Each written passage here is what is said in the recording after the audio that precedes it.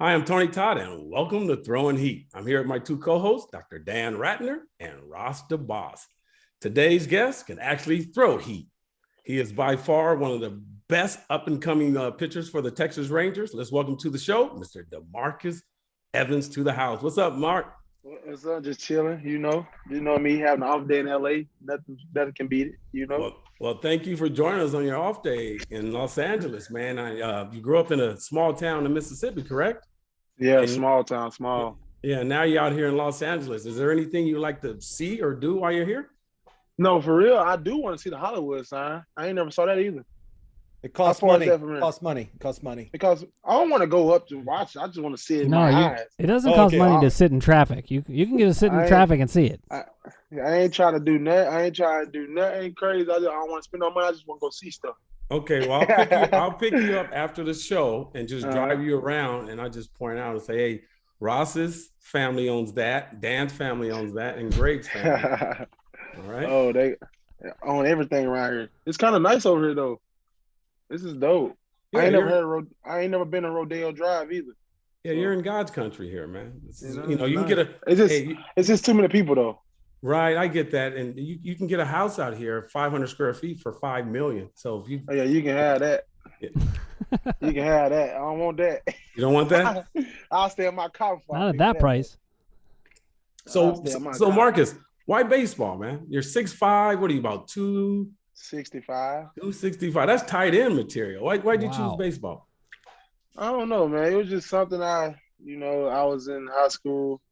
I didn't know at first in ninth grade. I mean, I always played baseball and football, but I don't know. When I got done to like 10th grade, ninth grade, and I started throwing a little bit harder, like ninth grade, I was only throwing like 75. And I ended up getting a little growth plate injury in my right shoulder. And then that summer from ninth grade to 10th grade, I started hitting like 86, 88. So I was like, hey, maybe I can do something about it.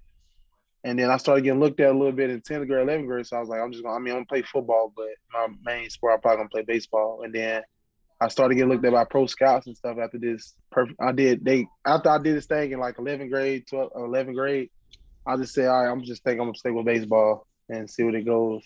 Did you know you could make the major leagues like back then? Man, right now I'm still thinking like it feels weird right now. It feels so weird. It just I was going to ask you, do you think you can make the major leagues right now? Because you're already in there. Yeah. You think you can? What kind of question is that? He's playing Major League Baseball. I know. I apologize, Demarcus. Demarcus, you were drafted in the 25th round, and you could have went to Hines Junior College. You skipped Hines Junior College. I can't believe that for $100,000. So, yeah, I did. So when you were doing that, was it your decision, your family's decision? How did you come up with skipping Hines Junior College, which I never heard of? I didn't even know it existed until now. For $100,000. My pitch coach that I was gonna be, his name was Chad Bradford. You ever watch the movie Moneyball? The guy that was a submariner. Yeah. In real life, he was a submariner. So I was like, I was gonna be. Scouts always told me I was gonna be the guy. Probably if I did have to go to college, it's gonna be 1 year. So I was like, I'm just gonna go JUCO, because there's no point in me going 3 years and waiting. I ain't got time for that. I want to make this money and get up there fast. So I was like. And then I was sitting there one day with my mom and stuff. She was like, Demarcus, if you want to chase your dream, go chase it. And I was like, I sat there at night, and at my brother's wedding reception and stuff, I was like, I think I'm going to do it. And then I did it. And then I guess huge risk for great reward. So, it turned out it helped me out a little bit. But, if my mom would never tell me just chase my dream, because she always believed in me. And she thought, and it turns out, it was all in God's plan to be what I'm at right now. So I appreciate her for that.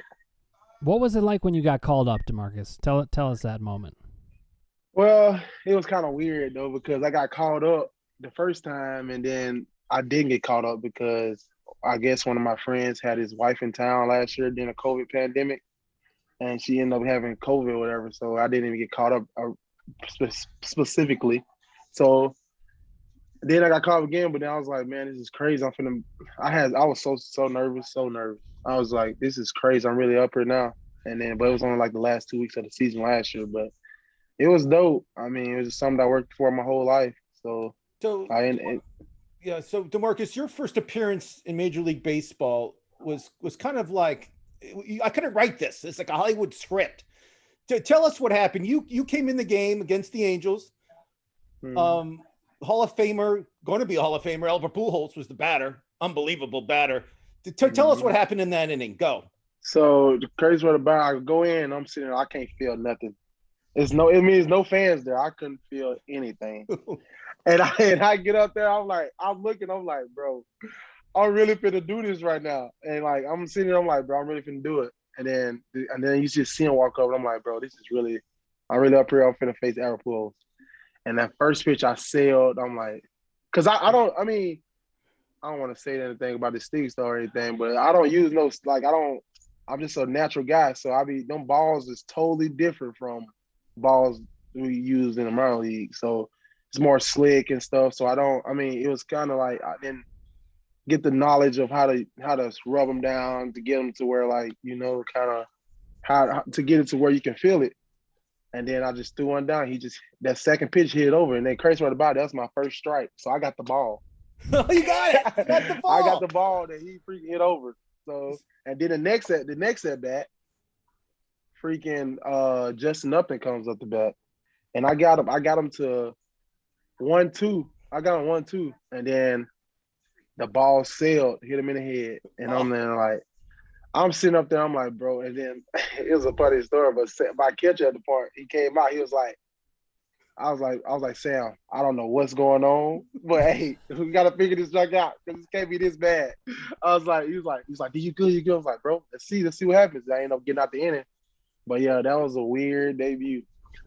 And then the next hitter got into a double play, and you were out of the inning. So you gave up a home run. I think it was Pujols' 663rd home run, I believe, if my math is right. But you're part of history now. You're one of the pitchers that gave up one of Pujols' home runs. I'm sure you would. In my debut. In your debut. It's unbelievable. Did you guys talk after the game? Did you get to meet him after the game? Was there any conversation? Oh, nothing. Okay. You know what's crazy? My first ever MLB game when I was younger, I was playing the World Series in where was it? In Missouri, and we ended up going to a game there. And the first time I ever went to MLB game, anything, he had a home run in the same spot. Ooh. And they was playing against the Braves. Like when Andrew Jones and Chipper Jones with the Braves. And then I saw him play as my first ever game I ever saw play. He had a home run that game. Then I pitched against him here and then home run off me. I was like, this is crazy. That was destiny. It's crazy. Yeah, it's crazy. That is crazy. So when you have problems with control, how do you fix it? Power control now it's just like I'm trying to go out there and I'm like, I don't care anymore. I'm just trying to freaking see how far you can hit the ball because I'm not backing down anymore. Because last year I was kind of a lot of nervous and timid, like, oh, this guy's this guy's that, and I'm not into it. And I'm like, I don't care. I'm up here and you up here. So you in the box, I'm on the mound, one pitch at a time. I don't care about now. I don't care if you got 100 home runs. I don't care if you hitting 500. I don't care about none of that no more. I'm finna attack everybody that comes to this box. Yeah, so it seems like right, Demarcus. It seems like you're always happy, man. You're always happy. Yeah. How do you cheer yourself up after a bad day, or do you ever have bad days? I mean, you have the bad days, but it's like most point. You just try to keep everything. You try to keep all the negative vibes away from you. Mm-hmm. You try to keep everything positive because if you positive, can't nothing bring you down. You ain't worry about nothing. And if you keep smiling and have fun, a lot of stuff come out of it just having fun. Because a lot of people. I mean, some people have struggled through stuff, and if you keep staying down and just staying down, you're just gonna go down a wormhole, and that's not gonna be good. So most times I just try to stay happy and try to stay positive if I can, because I mean it's another day. God let you see another day. Freaking, you doing a lot of stuff people ain't even got close to doing, and it's just like you gotta be appreciative of a lot of stuff. So I just be happy. There's no point in being down. But how did you get that mindset? Because everybody who has that good of a mindset, it comes from somewhere. Yeah, I mean, I used to always be like a resort-oriented person. Like I used to go out there, I would do bad, and I'm always get mad at myself. And I always try to be this perfect dude, and nobody's perfect. So I'd be like, I mean, if you having fun and go out there and you don't think about anything and just do what you got to do, I mean, everything's gonna work out. And my mindset came from just seeing it and seeing how hard my mama worked and everything. It's like, look at, I mean, a lot of people just they work in 9-to-5 jobs and out here doing what I wanted to do. So it's just like that's where it comes from. Like I gotta have fun. It's all about having fun. And you know what? I was looking at your minor league stats, and some of these teams, I want to mention the teams you played for because some of them I never even heard of. You played for the Hickory Crawdads. I have no idea what a crawdad is. We'll talk about that soon. Spokane Indians. I know Spokane's up in Washington. I didn't know they had a team called the Spokane Indians. We'll talk about that later. Down East Wood Ducks. What? I don't even know where Down East is at.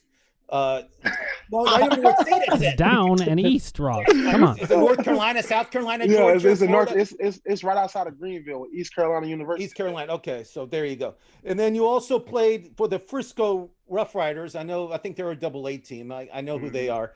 And then you also played in the Dominican. So you played around. You played in some really like low grade A places and Dominican.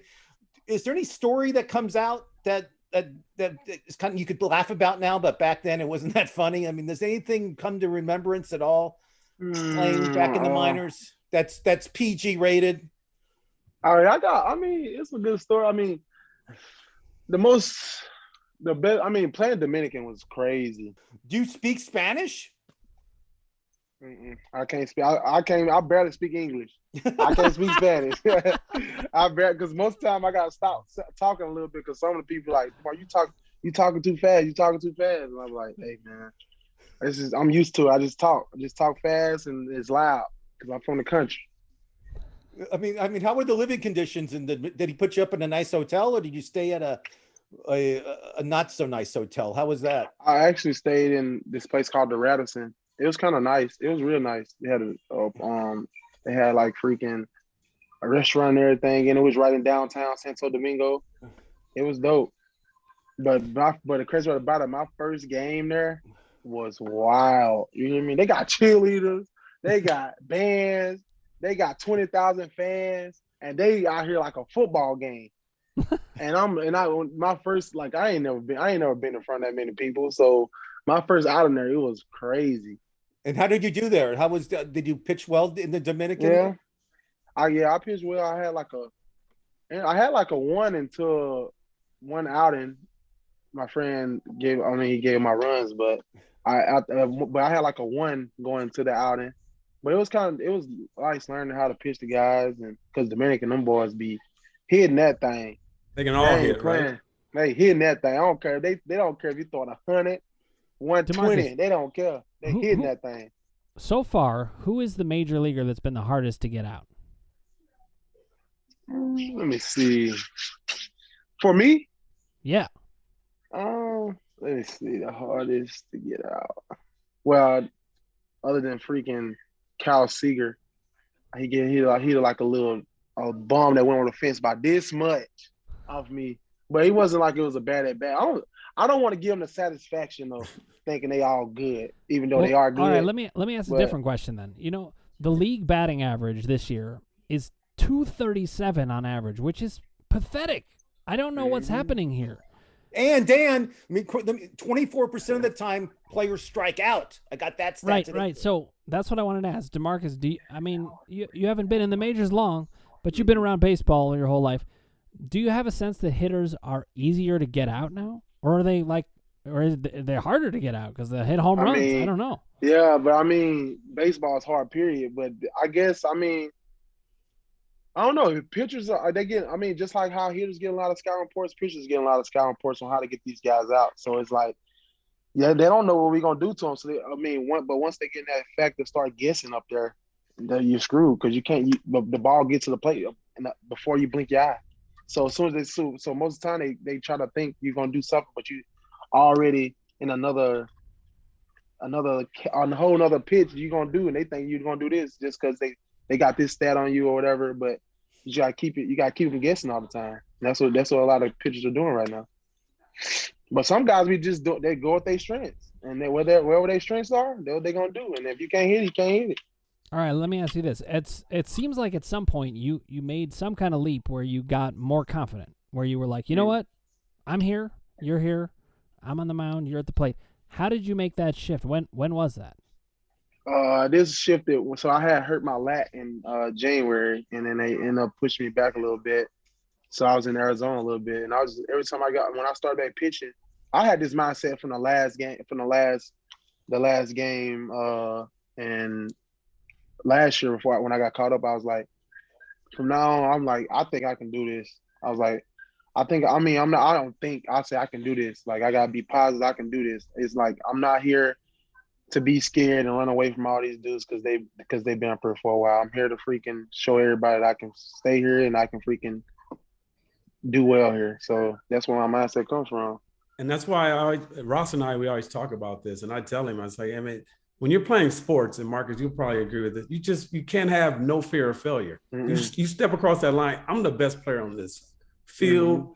And you have to believe that, because if you don't believe it, no one else will, right? And you have to keep that confidence. And you know, I've seen your progression over the years, man. I mean, I was in Colorado last week when you guys were there. I've watched you throw a bullpen, and your ball it just has that down angle, but I'll still take you deep. But yeah, it was great. Does it help? Does it help being tall as a pitcher? I mean, like, I watched Randy Johnson back in the day where he's hugely tall. Does that help dominate hitters? I mean, it depends. It just depends. Everybody have their own unique way of pitching. But I mean, height does have a some say, because how the angle is off the ball and how you throw. Because some guys be tall and throw submarines. Some guys be tall and throw sidearm. But if you straight up, I'm straight over the top, so I'm like straight over. So my ball look like, if I was in the end more taller, it'd be crazy for people. But being tall is it helps out a little bit, but not that much. So Demarcus, Trevor Bauer, Cy Young winner Trevor Bauer, he has an academy where he brings players in, pitchers in, wannabe pitchers come to his academy, and they're really into this spin ratio type situation. Is that something you look at too, or you care about spin ratio? Is it something? I didn't care about that much, but then once you start getting, like, it just helps with confidence a little bit. Like, if you know your ball is spinning at this amount and everything else, and you're getting results that you want to get the results. I mean, you get positive results, you're gonna buy into it a little bit, but I try not to think about it that much. So you never been tested for spin ratio. You have no idea what your ball spins. You don't care. Yeah, I have. Yeah, I mean, I know what it is, but I mean, like, I had, the last 3-4 years, I had the best spin rate in our organization. That's what I read. And vertical movement. But I mean, I don't be knowing what I be doing. I just throw the ball. I just throw it. I just try to throw it across the plate. You know what this teaches us? Guys, what this teaches us is don't overthink it. If you overthink it, your spin ratio goes down. I will remember that when I play softball, Dan. Thank you. Spin rate is just something that everybody, you can't teach it. You can't do nothing to it. It's just God's given. It's just God given. So I have to ask you, because it's in the news, and if I don't ask you, I'll get yelled at my producer. What's going on with the foreign substances and the pitchers in Major League Baseball? It's coming. I mean, there's all this news coming out about it. What's your thoughts on it? Have you seen this monkey glue stuff they're talking about? Yeah, they've been. I mean, I'm not gonna get too much into it, but I'm not a guy. I don't use anything. Like, I know you don't. You talked about it. Yeah. Yeah, I don't know anything. I don't know people that use it or anything, but it's just like, I mean, that's between them and the MLB. I ain't got nothing to do with it. But I'm giving you a warning. I'm giving you a warning. The umpires are going to be checking on you guys during. I can't wait until they try to check me. I can't wait. I was like, please try to get somebody to come out here and check my glove, because I'm looking at their dugout. I'm like, this is all natural. This is all from God. It'd be funny if you have a picture of Tony Todd in your glove. You're like, there's foreign substance, a picture of Tony Todd or something. So Marcus, on a brighter note, you're a big fan of Sammy Sosa, right? Is this your favorite player? Yeah, favorite player. Have you ever met him? Never met him. I have something to show you later. It's pretty cool. Sammy? Yep. Yeah, I have something to show you. It's pretty cool. You're not even going to show it on the show. Look at this. I mean, he just says he's going to show something, and then he leaves it dangling. Well, like that. I cannot walk away from my chair, unless Gray can edit that part. You know. Well, listen, you can wanna still walk tell us away- what it is. I'll ask Demarcus a question, and you can walk away. Yeah, let's do it. And Okay, when you come Marcus, back, I'll be right back. All right, buddy. So Demarcus, You get a kick out of this. your closer Ian Kennedy is on the DL. I like Kennedy. Mhm. He's a great closer. Yeah, he's a great guy. Great guy. I'm looking at their roster, and I think you're going to be I think you're the logical choice to close it down. You're shaking your head. I know you're shaking your head. That was positive shaking head. That's I mean, I'm like, He's ready. I feel you're ready. I want to see you be the closer in the next cut just when Kennedy's gone. When he comes back, it's his job. I'm not saying anything like that, but I would love to see you close some games out in the next couple weeks. yeah, I mean, anything they want from me, I'm trying to do my best to get to them. So I mean, if they give me that shot to get one, I'm gonna go crazy.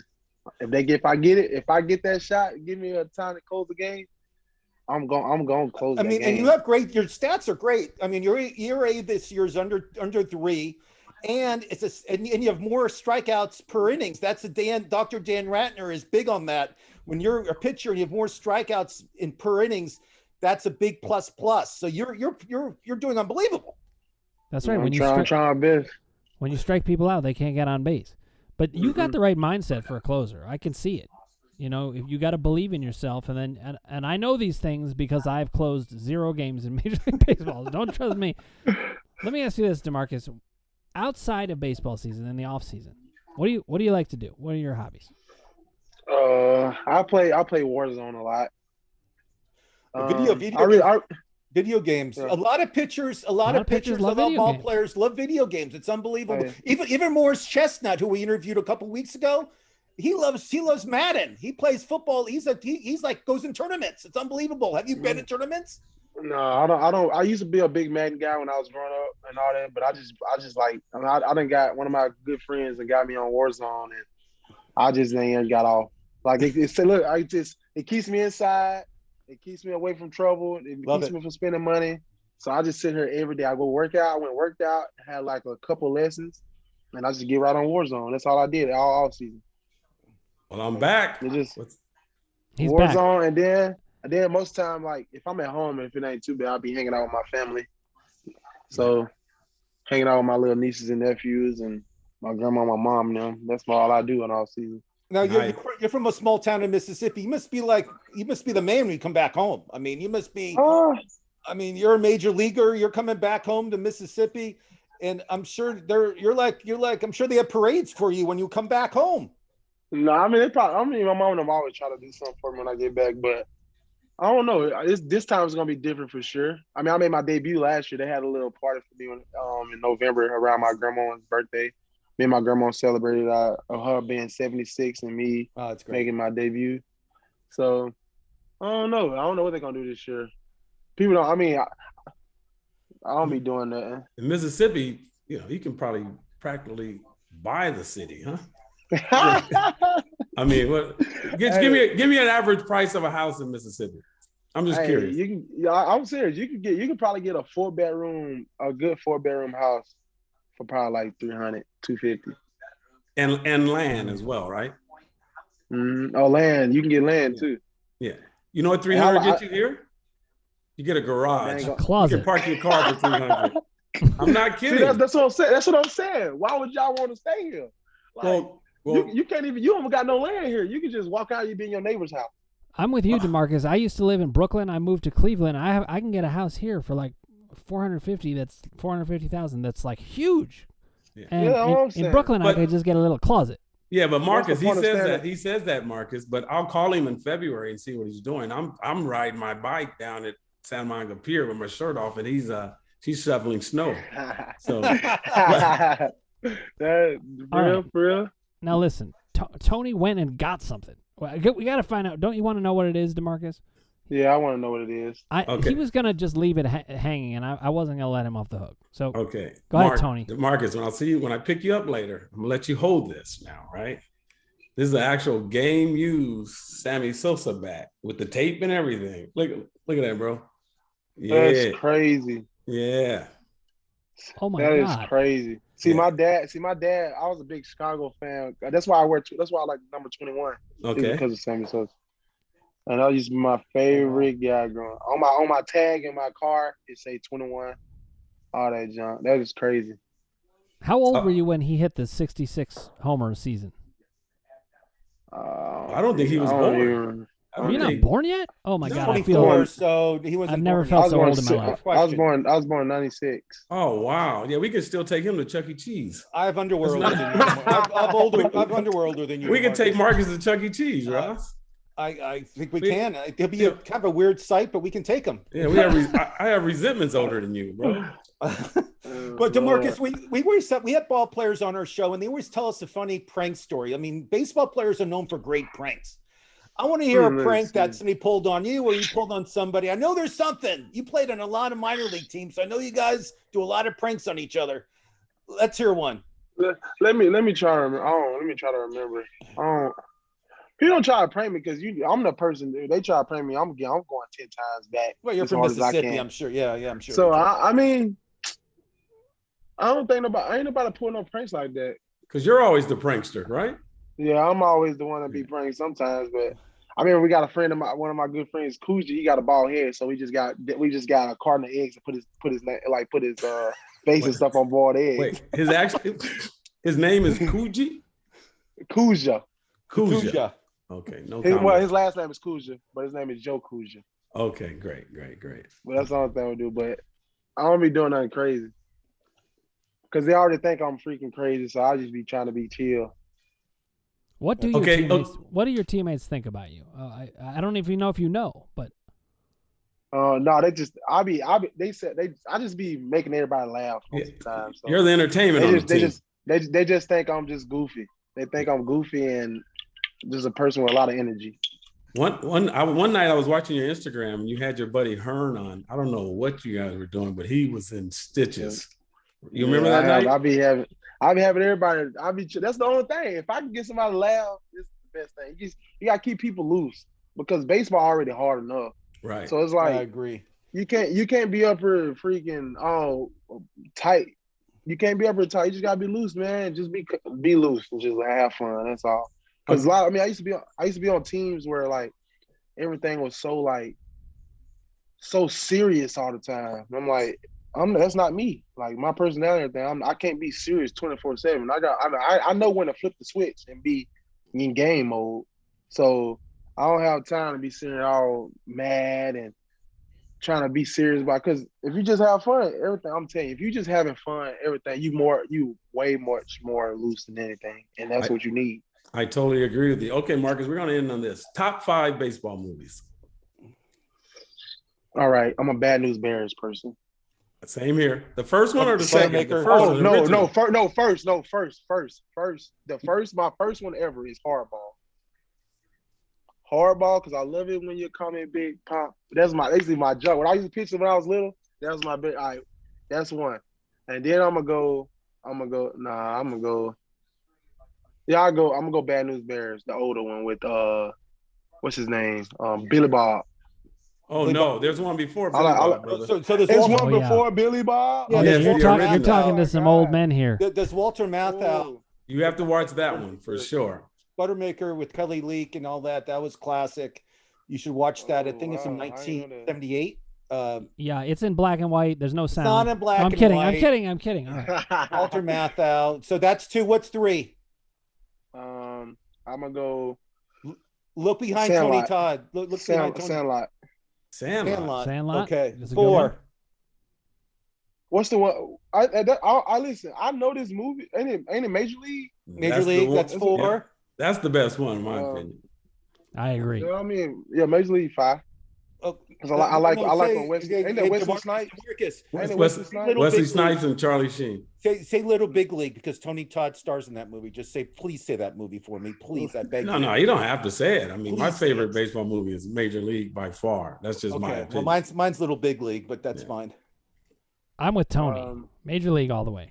Okay, well, those are good. What about which one's the I don't really watch baseball. I mean, what's the one the guy broke his arm and he started pitching? Rookie of the Year? Rookie of the Year. Rookie of the Year. That's classic. Yeah. I mean, Bull Durham's a classic. There's some great ones. Demarcus, I'm going to ask you for a favor.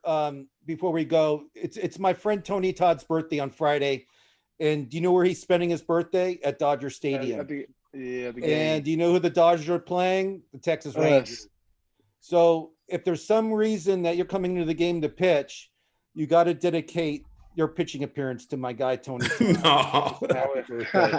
I mean, you could please do that. It'd be classic. No, Marcus, you just go out there and pitch, and I'm pretty sure your mind will not be on me when you're out there. Yeah, when I'm out there, when I'm out there pitching, I'm telling you, I feel like I black out every time I get on the mound. And that's a good thing. So, man, I just want to thank you for coming on our show. It's been an honor, and I appreciate y'all. I just want to tell our viewers, you're looking at a future all-star. Trust me, this guy has it all. Personality. He plays the game with passion, and you just one of the good guys, man. Just continue being you. Don't let anyone try to bring you down, man. You do you, Marcus. All right. So thank you for coming on, brother.